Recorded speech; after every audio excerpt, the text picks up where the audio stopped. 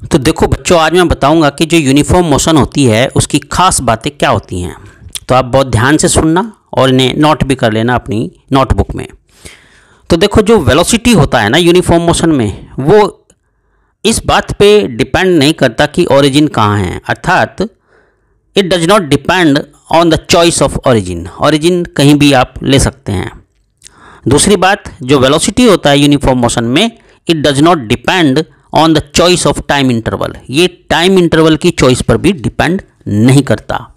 तीसरी बात क्या होती है कि जो यूनिफॉर्म मोशन होती है, ठीक है, उस यूनिफॉर्म मोशन में राइट फोर्स की ज़रूरत नहीं होती है इस मोशन को मेंटेन करने के लिए। Means in the uniform motion, और you can say that the uniform motion of the object require no force to maintain its motion. ठीक है, क्योंकि आप जानते हो जो फोर्स होता है वो एक्सेलरेशन प्रोड्यूस करता है। अब चूंकि मोशन यूनिफॉर्म है, ठीक है, तो यहाँ पे एक्सटर्नल फोर्स की कोई ऐसी ज़रूरत नहीं पड़ती इसको मेंटेन करने के लिए। अब जैसे मैंने बताया कि यहाँ फोर्स, एक्सटर्नल फोर्स की ज़रूरत नहीं है, तो इसलिए यहाँ एक्सेलरेशन भी नहीं होता है। यानी यूनिफॉर्म मोशन में जो एक्सेलरेशन होता है वो कितना होता है, 0 होता है।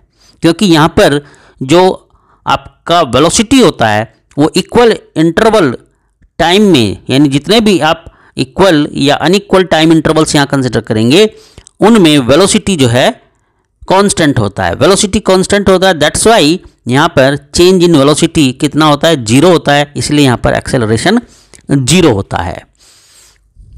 और सबसे बढ़िया जो खासियत है इसकी, जो आपको ध्यान रखनी है, वो ये है कि भाई जो यूनिफॉर्म मोशन होती है जब वो एक स्ट्रेट लाइन के अलोंग होती है, यानी uniform motion along the straight line in the same direction, direction same होना चाहिए, the magnitude of the displacement is equal to the actual distance covered by the object.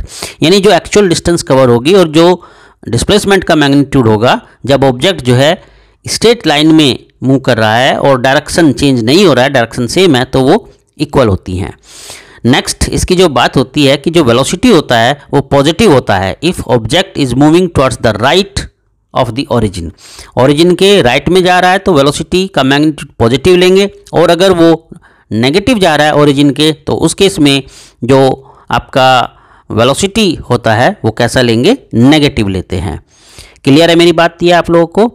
दूसरी बात इसमें सबसे बड़ी खास बात क्या होती है कि यूनिफॉर्म मोशन में जो इंस्टेंटेनियस वेलोसिटी होता है that is equal to the average velocity at all times, because velocity remains constant at each instant और at each point of path.